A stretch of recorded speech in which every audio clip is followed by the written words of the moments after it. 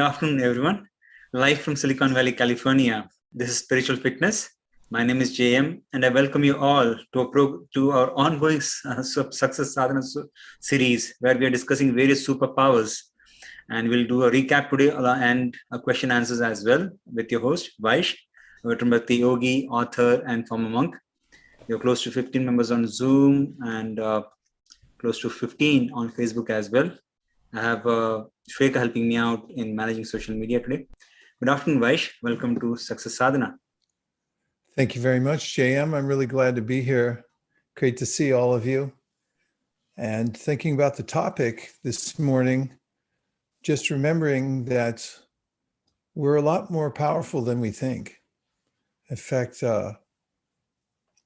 we have to be careful because we have powers of speech. The way we move about the world has consequences, not just to us, but to everybody else, because we're little creators and we create environments, we plant seeds through our words, through our actions. And so we have to be careful. And also the good news is coming to be human means understanding that we're moving through a cycle in this world, and getting a human birth is like winning the lottery of the species. And when we come into the human birth, we realize that we have free will. Animals don't have such a recognition. And when we're able to harness that, to recognize our free will and then direct it in a guided way, in a way that actually is bringing us to our highest potential. This is the application, and it inevitably brings out superpowers that will amaze us. So that's a preamble, in case you couldn't tell. And let's see if JM has anything else to announce or tell us, or if you want to wait a little while. No, we are good. Okay, we're good to go. So today we're doing a little bit of a retrospective, which we did. Hi, Linda. Thank you. We did a 7-week series on superpowers, and most of you were here for all of it. So this is a chance to go back over some of the points.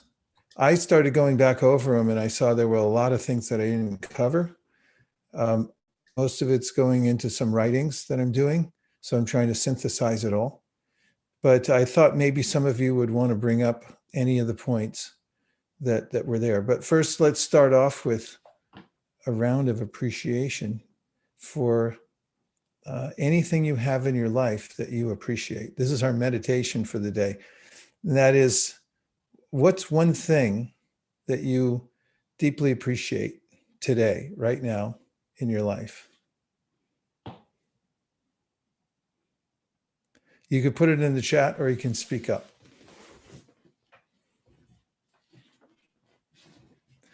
Let me tell you what appreciation is. This might jog your memory. Appreciation, okay? A recognition and enjoyment of the good qualities of someone or something. So Kayla says a good and healthy family. Sorry, I'm taking your job away. Go ahead, Jay. That's okay. Rajesh says your class. Linda says you. Kayla says good health and family. Subhadra says gardenias. Plum. I'm helping. Plumerias. Plumerias. Okay. It's a very fragrant flower. You find it in Southern California and in Hawaii and in South India. Raj says food, shelter, friends, and family. Shweka says my brother. Yeah, Subhadra said plumerias and roses. Nikul says we are able to meet every Friday. Subhadra, Jasmine. Nagma says my kids. Milan says my life, parents, you, and friends. Wow, thanks a lot. I mean, my mood just came up quite a bit just from hearing your appreciations. What to speak of the fact that I was on a few lists there. That whatever you appreciate appreciates. And it's easy enough to look at all the problems and focus on those, but appreciation is very powerful. So it's good to remember that we have the power to refocus, realign where we're going by practice and application. And some of the applications we're going to go into now. And so I'm going to go right into it because there's a few things to cover. And who can remember from the last presentations, this is an easy-ish quiz, what some of the superpowers were. There were 7 altogether. What were they? For 10 points Forgiveness. each. Forgiveness. Anna gets 10 points. Correct. Forgiveness. We're going to talk about that today. That's a big one. Gratitude. Gratitude, exactly. Yes, that's another one. Was that you again, Anna? Yes, but I think somebody else. 20. Okay, 5 points and whoever else the tie goes around. Okay, good. Yeah, we have 2 of them right there. Gratitude. Subhadra put in simplicity. Go ahead, JM. Yes, Subhadra says simplicity, Shubha, gratitude, Nagma, focus. Pamni also said gratitude. And Sweta says satisfaction. We almost covered. Jog of the tongue. Yes. Yes. Anna is on a roll. Excellent.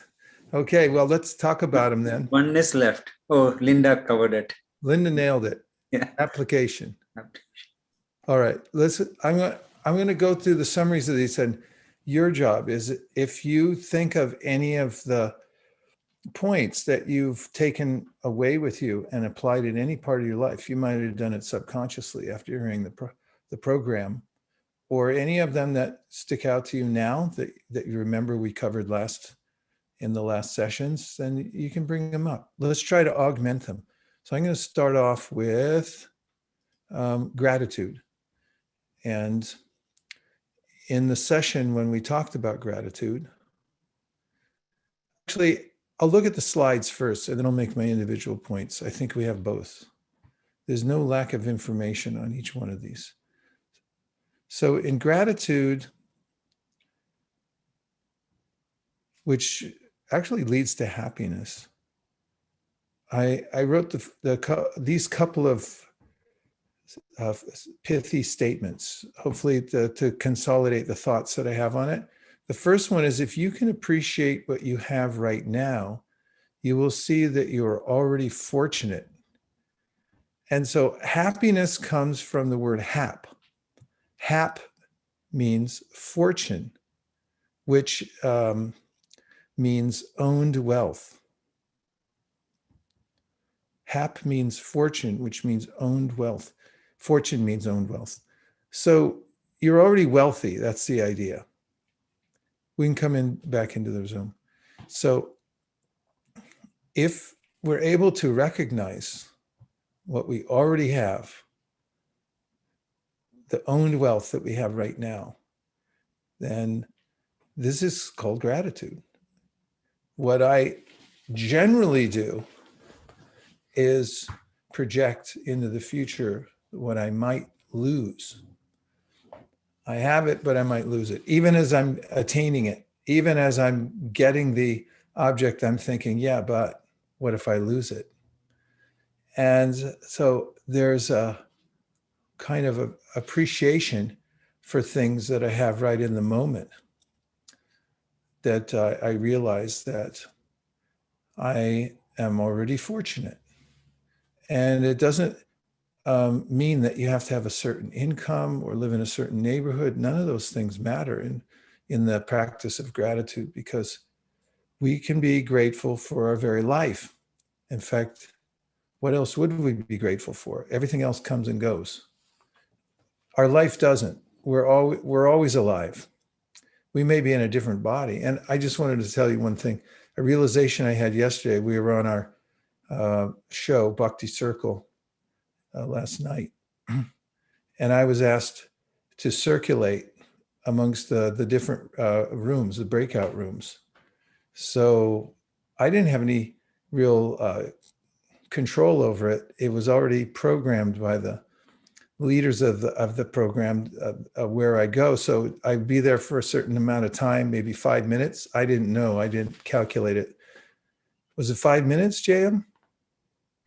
Around 7 to 8 minutes, yes. 7 to 8 minutes was my lifespan in each place. And then I got, all of a sudden, didn't matter, mid-sentence, anything, I'll just be transferred to the next room. And I started thinking, yeah, this is what birth and death is like. You're in there having a conversation, you have a livelihood, everything's going on, all of a sudden, transfer, and you get moved and like, hey, who are all these people? It's like, it's your new family, welcome. And you carry over from your last conversation. I have some ideas. Where'd you get those? From my last room. So we come into this world with some proclivities from our last life. We also get a new little Zoom room that we're in and a new group. But at some point, whoever programs it, 5 minutes, 7 minutes, which may for us humans be like 50 years, 70 years, 90 years, that's really pushing it. And then all of a sudden, transfer into the next room. So that change is always going on, but we're always the same person.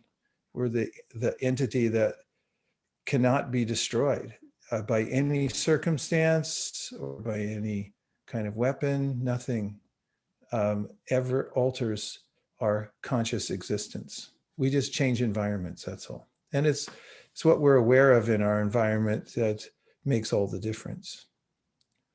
So gratitude.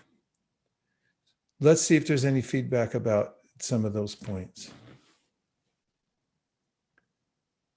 You can unmute yourself, I think, or you can put in a chat like Mariano just did. I think Rajesh came in. Rajesh, go ahead. Yeah, so I just wanted to share that yesterday when in the breakout room, I also joined for some time. And when we got a message that you have 1 minute left, and just to continue your thought right now, we don't even get that chance to know that how much time we have left in this room. I was just reflecting on that one as you were telling that you're carried over to next room without any unceremonially. So even when we got this few seconds, but in real life, we even don't get that time. I just got that thing in my mind that, we need to be prepared how to move to the next one so that we shouldn't be shocked. Yeah, my life is a Zoom room. Exactly. Thank you. So we have Mariano who says, the hardest thing from my perspective besides recognition is how to express gratitude to others in a meaningful way instead of just saying thank you. Yeah, that is hard. One of the ways that's recommended in the bhakti literatures is gift giving. It's very effective if somebody does something, accomplish something, give them a gift. My wife and I have been doing that regularly nowadays. When we see something, we try to get on it as soon as possible, send flowers, send something to acknowledge the person. And then the other ones are to express from your heart. It's called Guyam Akyati, to tell people, especially if it's specific what you tell them. If you say that was really good, that's nice. But if you say it was really good and this is what I specifically liked, that's a real help to the person we're giving our appreciation to. And also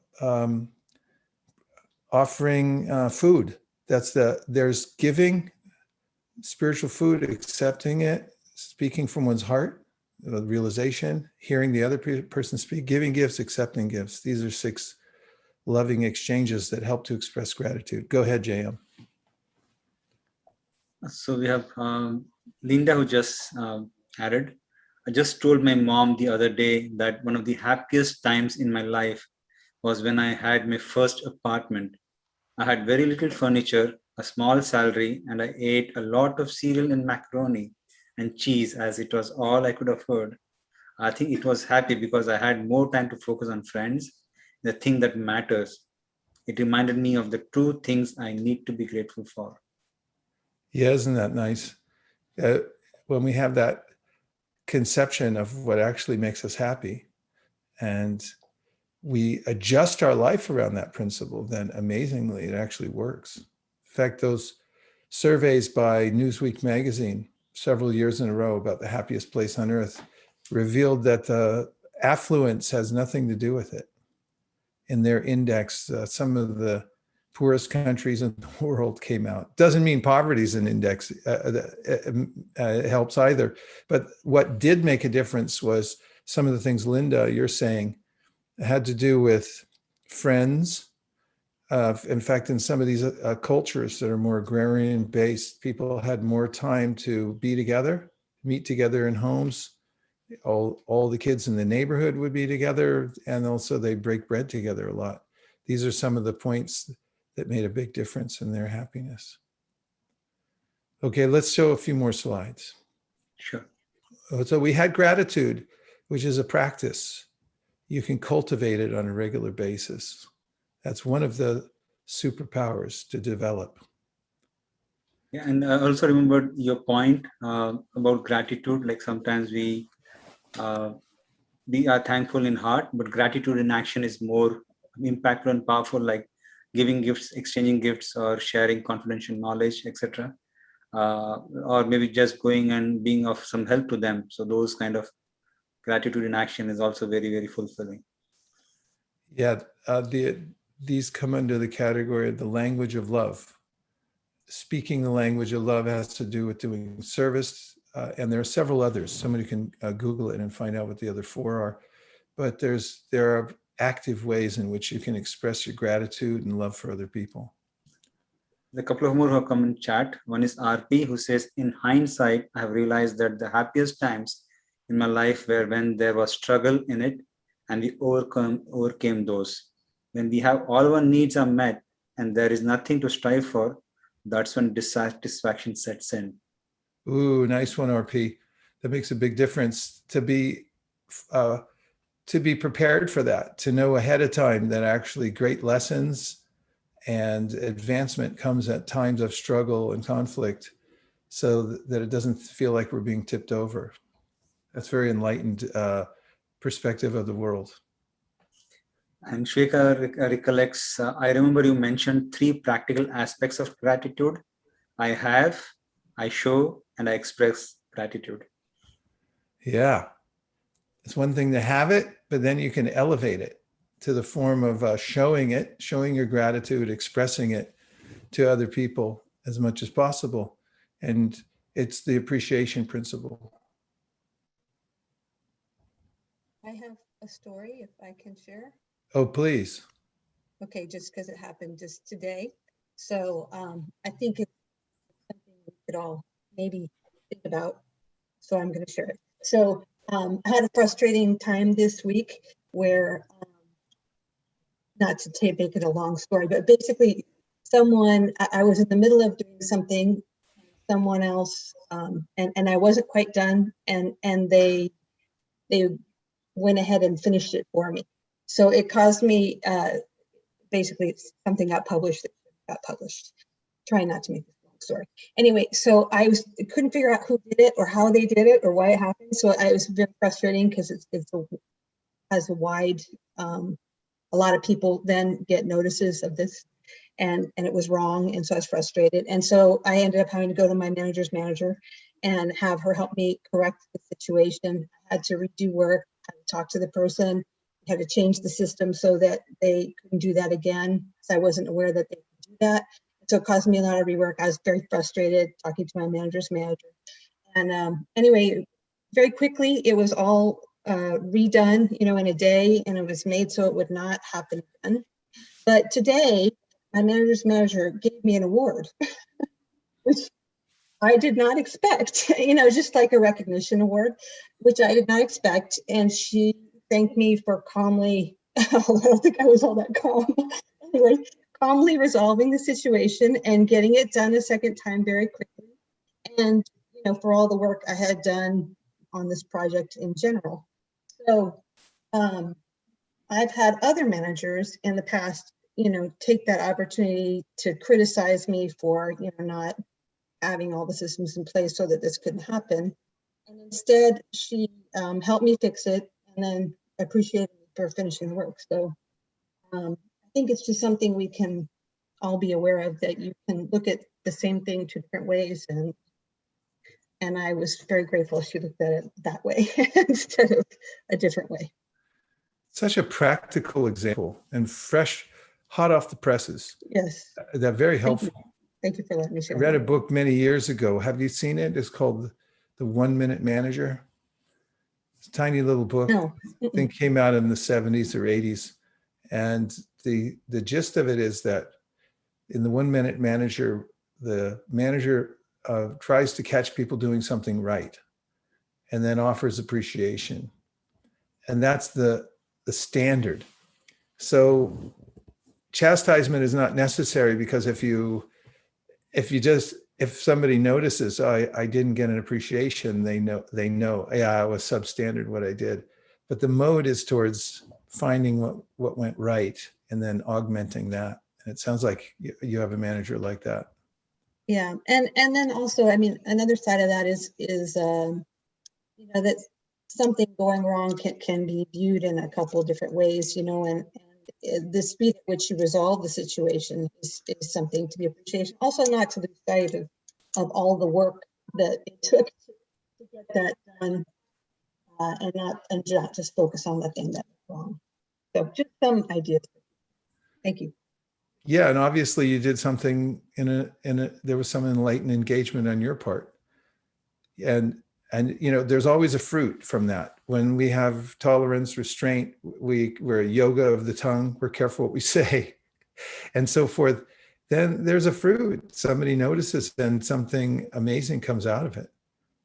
So obviously you applied higher principles, and that's why somebody noticed it. Yeah, thank you very much. So we talked about focus was another superpower. In the realm of focus, my favorite mantra is where attention goes, energy flows. And also the concept that what you contemplate becomes part of you. And I just wanted to give you the root of the word from my etymological dictionary of the word contemplate. It means, it traces back to a word, template, from the word temple. And a temple, the root of that word is to mark out a space for observation. That's what a temple is. So contemplation sort of has the word temple in it, is you've marked out a space for observation. And what you contemplate becomes part of you. This is a principle from the Bhagavad Gita. Dhyayato vishayan pumsam sangasteshu vijayate sangat sanjayate kama krodho vijayate. This is in Sanskrit, a wisdom teaching about how when you contemplate, when you mark out a certain area of the world for observation and you lean into it, then it becomes part of your life. You take it on. So that can be a problem if the object of your gaze and your contemplation is not up to the mark. That is, if I'm looking at substandard items and energies and so forth, and they become part of my life, then that becomes a problem for me. So being careful where we focus, remembering that where attention goes, energy flows, is the gist of focus. And also, as per the slide today, by learning focus as opposed to distraction. Distraction becomes a way of life. Actually, I become addicted to it. My mind always has to be distracted to the next thing. But practicing focus instills peace within the mind. And there are various ways to practice focus. So let's just take a little time to talk about focus, superpower of focus. It can be practiced. The point is, in every one of these superpowers, we as conscious entities have the ability to unleash these powers through practice, through the application of them. And we do get peace through focus, peace of mind. And while you're thinking about it, and we're waiting for the chat box to light up or anybody to comment who'd like to, I'll just mention that this space we have within us, like sometimes people, yeah, how are you? Well, I'm not in a good space right now. Has anybody ever said that to you? My head's not in a good space. This is literal, according to the Yoga Sutras. We have a psychic space. Obviously, we have a mind and an intelligence that we utilize to get things done.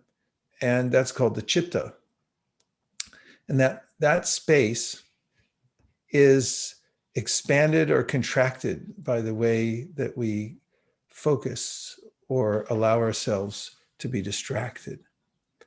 And the word sukha in Sanskrit means happiness. So sukha means a good space or a wide space where we have room, whereas dukkha means a contracted space and we feel that we're overburdened. So through the practice of bhakti yoga, especially mantra meditation or other ways of fixing the mind, for instance, using our work for a higher cause rather than just it's all for me, thinking how can I use this to do service for others, is another kind of focus on the way we work. Then the mind becomes sukha. The space we're in expands and it becomes peaceful.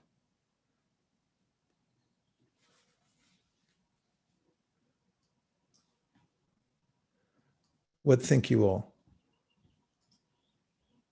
I'm watching all the boxes out there, and I know there's thought processes going on there behind them, but anything you have to say will be like manna from heaven for me, because you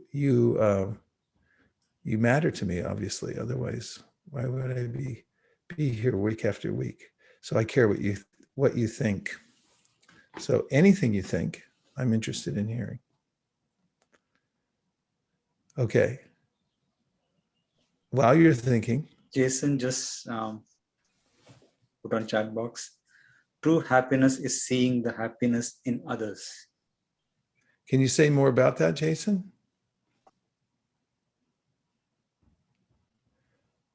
And Mark said, my best focusing comes after meditation. Very interesting, after meditation. Notice sometimes when we focus the mind, we don't realize the effects that it's had until we move back out into the regular stream of our lives, and we notice the effect that it's had on us. Meditation, so forth.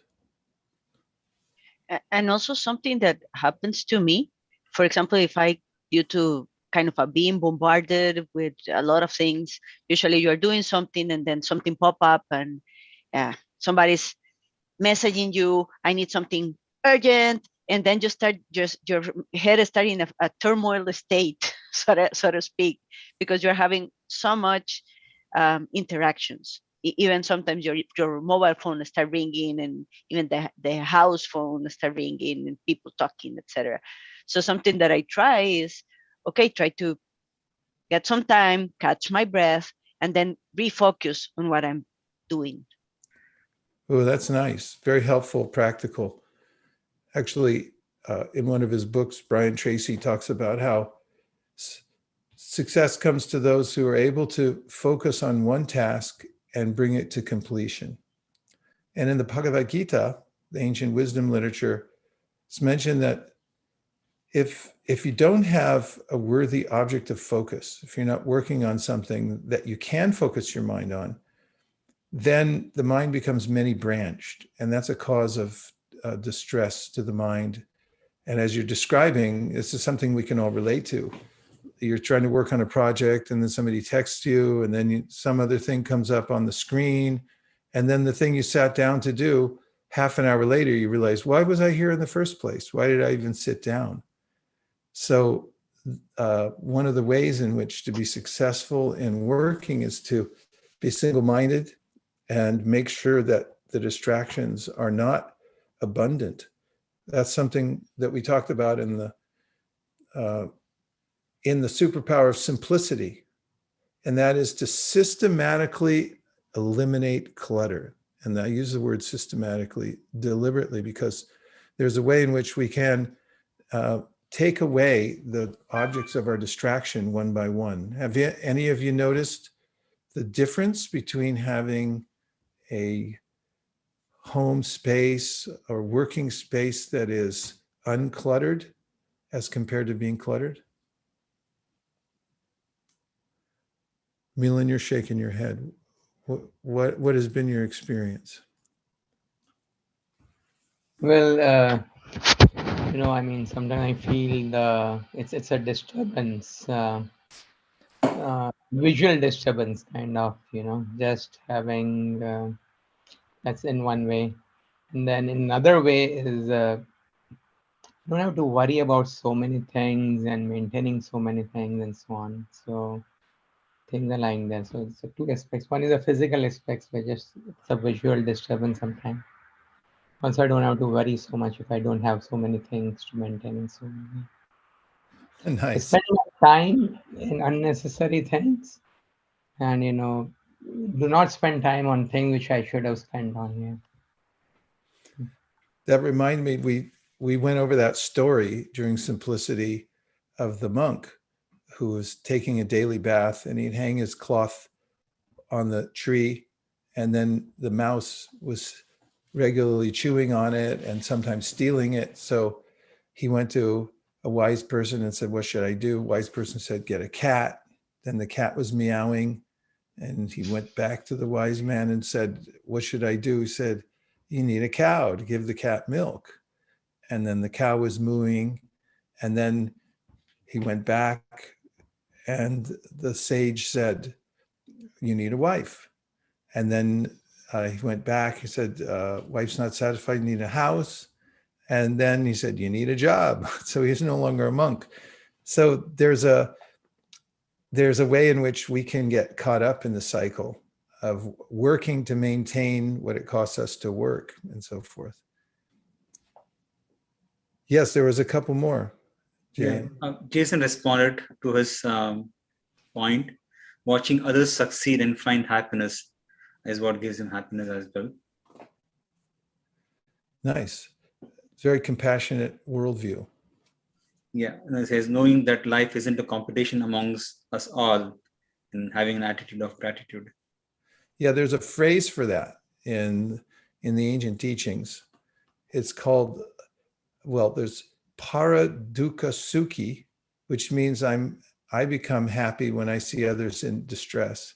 And then there's para dukkha dukhi, which means I become distressed when I see other people distressed. That shows the compassionate heart. There's true feeling, suffering because of the sufferings of others, and para sukha sukhi, which means that I become happy when I see other people happy and successful. These are good places to be in, rather than para sukha dukhi, happy when I see others suffer. That's not so good. Vesam says, general comment about the superpowers. Just like Stephen Covey's 7 Habits of Highly Effective People, we have 7 superpowers for a happier self, shining happiness to others. Yeah, how come things come in 7 so often? Shubhada says, I usually don't realize how distracted I am until I really make an effort to focus. Yeah, that's true. And last night, Shweka brought up that everything with an on-off switch can reset. And otherwise, if you take a little time to be simple, even for a few minutes, then you can notice how hectic the environment might have been a moment before. Turn off your brain for a little bit and let it be placid. rather than just always filling with more information and more things to do. And Jason, also, I think that simplicity helps to be in focus because you don't have that many things in front of you to get disaggregated and kind of shifting your attention. Yes, absolutely. And there's a scientific principle called Occam's razor, or a philosophical point, that the easiest solution is usually the correct one. Fewer moving parts. Jason says clutter gives me anxiety. Kayla and Linda agree. And yeah, on that point, personal organizers, they call the unnecessary things in your home space or your working space, they call it visual noise. And the word noise comes from nausea or seasickness. So we may not even notice after a while that they're there. Just like if there's an odor in your environment, after a while you don't notice it. Like if somebody lives in Gilroy, they don't know that it smells like garlic there because that's where all the garlic is grown because they're there all the time. But if somebody drives through, they're like, wow, garlic. So in our space, if things become cluttered, after a while we don't notice it, but it has its effect on us. Jason also adds sometimes the shaman needs a shaman. Absolutely. That's an important point. A shaman or, a seer or a healer is one who knows how to avail him or herself to higher guidance, really. In the concept of the guru is somebody who doesn't think, oh, I'm a guru. It's somebody who's fully taking advantage of the guru who's teaching him or her. And so the eternal student is the one who becomes an effective teacher and is not thinking, oh, I am the teacher. Almost everything works again if you unplug it for a bit, including yourself. That's Shweka's. Okay. Pankaj says simplicity is a great virtue, but it requires hard work to achieve it and education to appreciate it. It does. It takes constant work. I know in my working space here, I have to take regular intervals to put everything in its place. So the mantra for simplicity for me is a place for everything and everything in its place. A place for everything and everything in its place, and then do the work. And if you don't have a place for everything, then you can't do the work because where are you going to put it? As Stephen Wright, the comedian, used to say, you can't have everything. Where would you put it?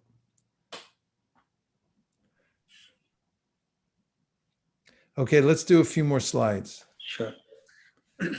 I'll take a quick moment and do mention that we have the ongoing Bhakti Circle program, which started yesterday, where we touch upon we dive deeper into various topics, and it's a very participative forum where a small group of people together discuss topic, and they had lots of fun. We got very positive feedback yesterday. For some of you, I believe, did join as well. So it's next Thursday, June 17, 5:30 p.m.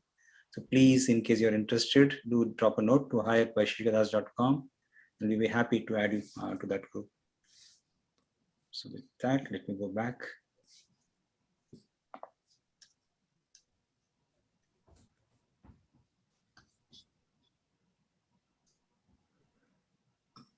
Simplicity leads to purity. So the principle here is know yourself and be yourself. It's really hard work trying to be somebody or something that you're not. It takes mental strain, energy. It causes depression to try to be something that you can't possibly be. So in the ancient teachings, our self is something different from the body and mind. The identity that I've assumed in this world is a DBA. It's a doing business as. Who are you? I'm such and such. Like you're doing business as such and such. That's not who you really are. Who you really are is you're a unit of consciousness, spiritual consciousness. You're a person, but you're not the body. The body's obviously a machine. It's superfluous to ourself. And so what we are in that very esoteric sense that we're an eternal particle of consciousness, is more important than what we have.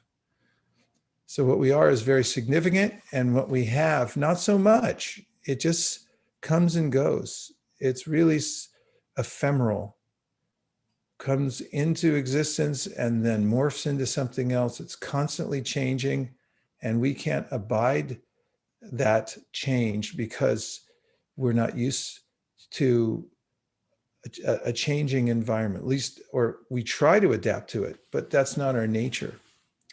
So if we become more aware of who we are, then what, and consider that more important than what we have, there's an easy sense of simplicity, like I have enough, because simplicity and satisfaction end in this feeling, I'm enough, I have enough right now. I don't need anything else. That's the wealthiest person on the planet. I noticed sometimes people have billions and billions of dollars, and they're still working really hard to get more. Why? What is it for, actually? And how will it make a difference in your life? So, I mean, not against making money or lots of it, but there has to be a clear purpose. Otherwise, if I don't know what it's for, it's just energy and I don't know where to utilize it. Just piling it up doesn't make us happier. There's the actual sign. So I told JM about this, because this is from taken in a botanical gardens up in Mendocino County. It's a place that I frequent. And I found this many years ago. I really appreciated the signage in that botanical garden. So on this creek, you'll notice the sign that says, no coins necessary to operate creek. And we really don't need a lot of extra stuff in order to feel satisfaction. No extra coins you have to throw in. It all works very well. You just have to be present for it.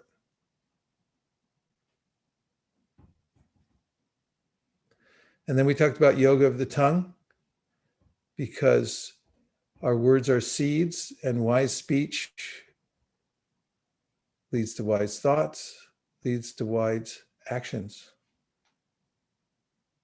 And that's the determinant of the direction we're going in life. So we have to be careful about what we say.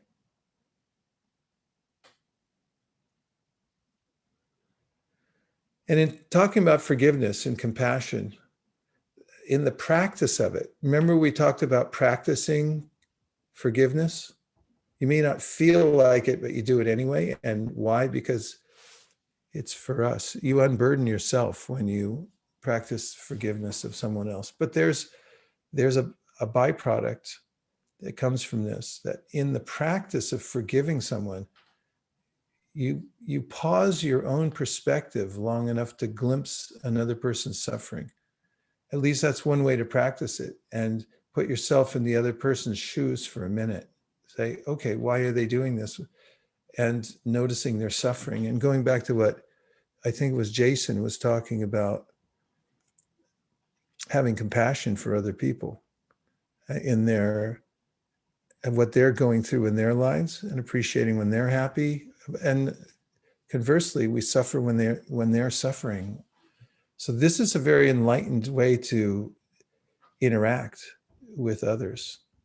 And in the Bhagavad Gita, Krishna mentions this principle. It says, if you're able to empathize with others and relate to their sufferings and enjoyments according to the kind of experiences you've had, then you're the best of yogis, because you're able to forgive and then live in this mood of compassion for others by seeing what they're going through and empathizing with it. And finally, application we talked about, which is knowledge plus practice. My teacher used to emphasize this all the time. Two things needed for application: knowledge and practice. You have to get knowledge from a pristine source, so you know you're doing the right thing. And then you have to put it into action. I have a few points about this application principle. And that is, that we are agents. And what does that mean? It comes from Latin, agent, which means effective and powerful. And I started this session by saying that we're a lot more powerful and effective than we know. It's just a matter of where we're directing our energy. So if we get good information, knowledge, and then we remember that we are agents, we're effective and powerful, and we put it into practice. And how? Starting with the wedge principle. Does anybody remember the saying about wedges or anything about the wedge principle? Your pledge Let's is see. your wedge. Hey, that's right. What does that mean? That means if you make a pledge that starts opening up or prying open gradually, but it makes the mark to start doing it. I like that. You said prying open gradually. That's a good phraseology. So there's a way in which the V in vow looks like a wedge, and vow means to speak something or write it and say, I'm going to do this. And then if you take the small end of the wedge, it's so tiny that it can fit into the smallest little opening. So if you don't have much time in your life for a new vow, just find 1 second. That's enough of an opening for a wedge. So I'll do it for 1 second every day. And then you apply a little bit of pressure through consistency. That's where the heat comes, because after the third day goes like, come on, 1 second, I don't want to do it again. No, let's keep doing it. And as you do, the space opens up more and more. So during that period, it's really important to be consuming knowledge of why I'm doing this. What is the result of doing this? And through the application of these principles, these superpower principles like gratitude, simplicity, yoga of the tongue, satisfaction, forgiveness, focus, we'll start to notice that our spiritual awareness begins to open in life. And that's the importance of being a human, is to be able to utilize our impetus for life in a directed way, in a deliberate way, so that we actually come to happiness and we're not harassed by the unfortunate circumstances that come to us in the world. Okay, let's take a few more reflections. What did you hear so far from any of the superpower presentations or from today that's stuck in your mind? Hi, I'd like to share. Yay! So when you were talking about the wow and the wedge, it kind of reminded me I've heard this many times, and we try to practice it, is the power of the spoken word, because what you speak has the power to come to life. And that's when it's almost like a vow that you're making with yourself when you use the power of your words, either in a negative way or in a positive way. So it kind of reminded me, and the way you said about the we as in a wedge, I think it really put more of that power of spoken words back, it reinforced it for me. So thank you for sharing that. Thank you for sharing that. It's so apt in this case that your words are your bond. And when you say something, it's creative, it's powerful. You're planting a seed, whether you say it about yourself or a circumstance in life or a situation. But if you express the intention you have in your heart that I want to do this, and you say it out loud, or as I mentioned during that session, you write it down, then you've enacted the wedge. It's starting to open up in your life. It's really hard to deny when you write it down or say it. You say it, it resonates in your mind, or it reverberates rather, And then when you write it down, then it becomes undeniable. It's like, I wrote it. And there's something very magical about that. And that's the wedge principle. Wedges are kind of magical. They lift things up. They open up new spaces. It's a very simple tool, but it's been used since the time immemorial in human society in a physical way in order to create amazing buildings and architecture and sculpture and hold open doors. So yeah, we can use the wedge principle through our speaking.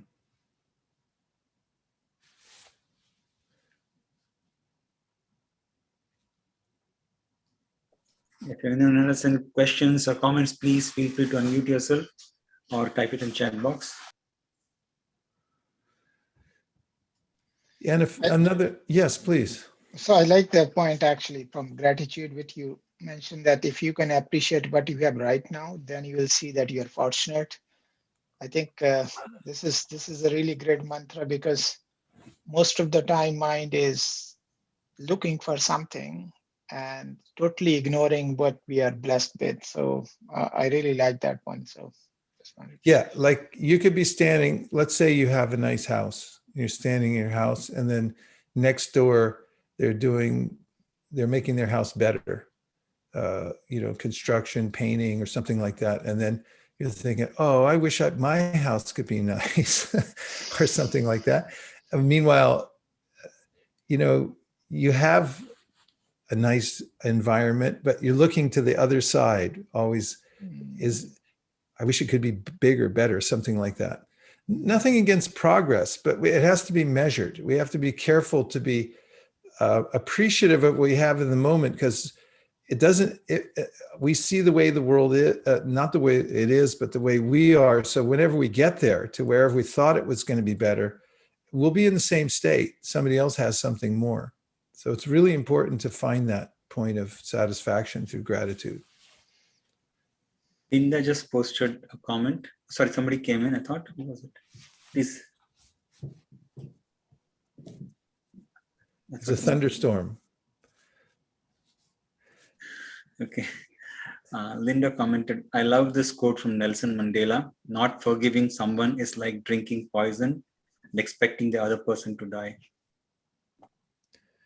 Yes, these pithy sayings are good to carry around, because the mind may object, like, why should I forgive? And you say, okay, you want to drink poison? You think that's going to make you feel better by doing that? And that's knowledge. That's why we take the time in these sessions to go over why it makes sense, why these metaphysical principles make sense, and why we should apply them, and why they're effective. Okay, so when we go into the practice, talk about application, you say, okay, very well and good, but what are some very direct ways that we can apply the practices? And there are applications that unlock our superpowers. And the main principle is that our superpowers are a gift that come from our original conscious source. And they most readily come to those who maintain a daily spiritual practice. So daily spiritual practice means it's very deliberate and measured.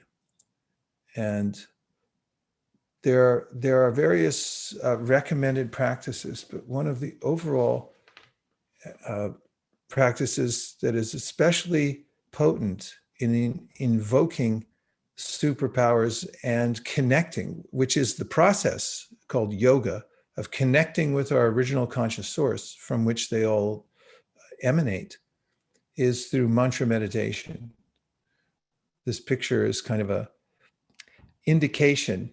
Let's say the person who's sitting there is repeating the mantra with focus in her mind, focus on the mantra, that is, and is listening intently. When the mind goes away to another place, she brings it back to the sound of the mantra. I can attest to the efficacy of this. every day when I practice my mantra meditation, I notice revelation.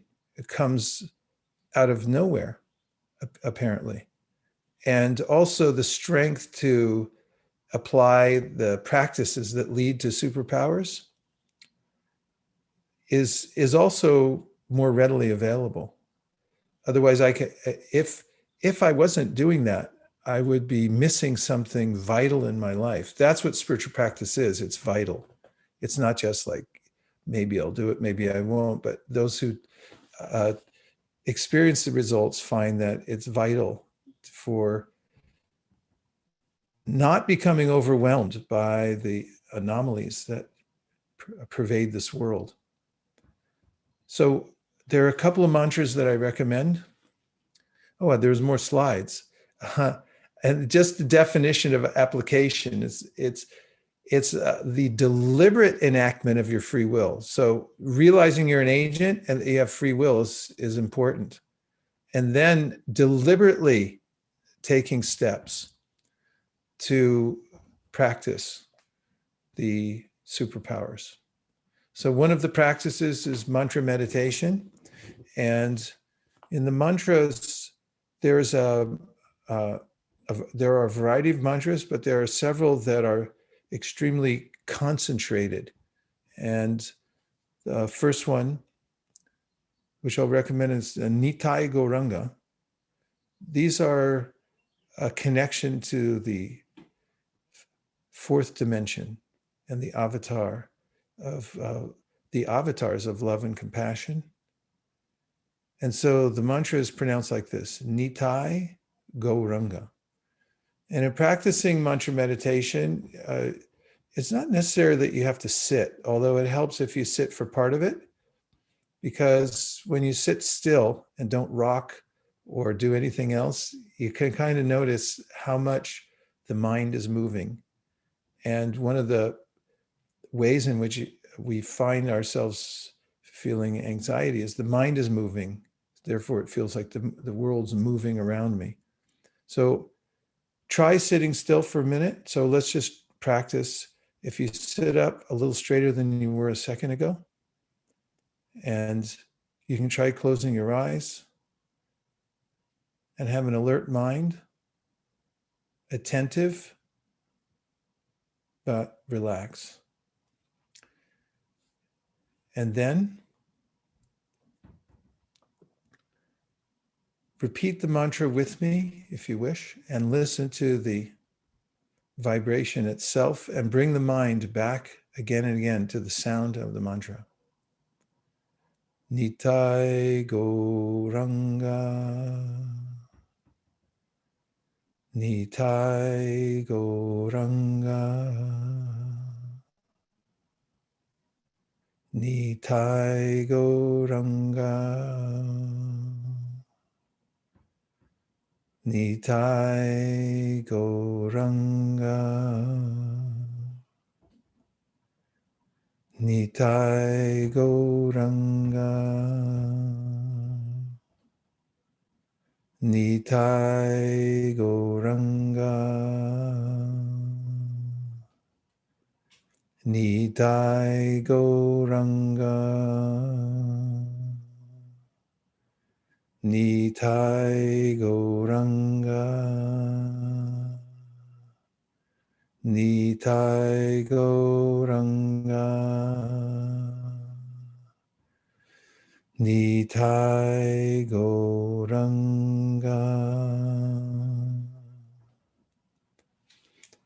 So that was 10 mantras. You can open your eyes, come back into the room. And the reason I know that was 10 is because I counted on my fingers. 1, 2, 3, 4, 5, 6, 7, 8, 9, 10. I'm sorry. 1, 2, 3, 4, 5, 6, 7, 8, 9, 10.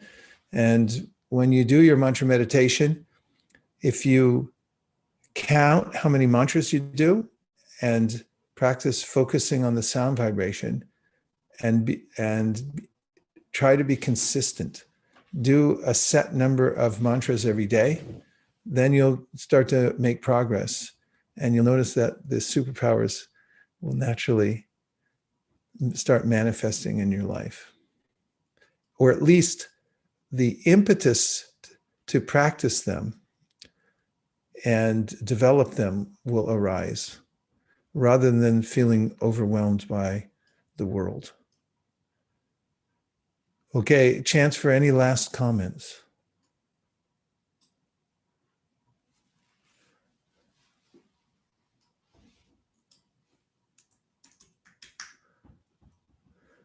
Dictionary. Comment is a verbal or written remark expressing an opinion or reaction, just so you know.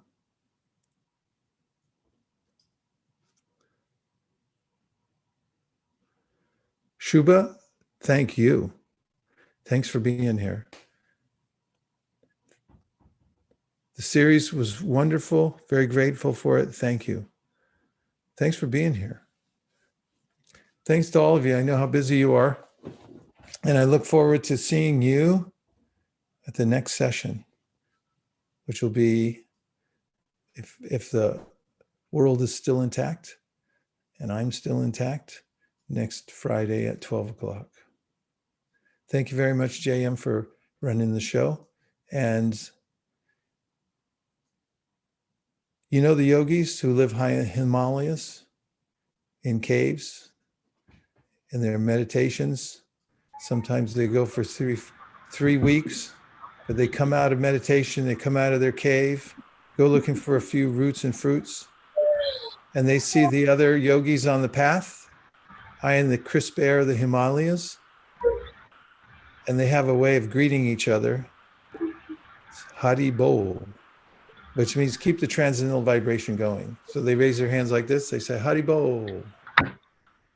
Haribo. So we're all in little caves here. You can all turn on your camera, come out of your cave, put on your audio and say Haribo. Haribol! Bol. Haribol! Haribo. Bol. Haribo. Haribo. Thank you, everybody.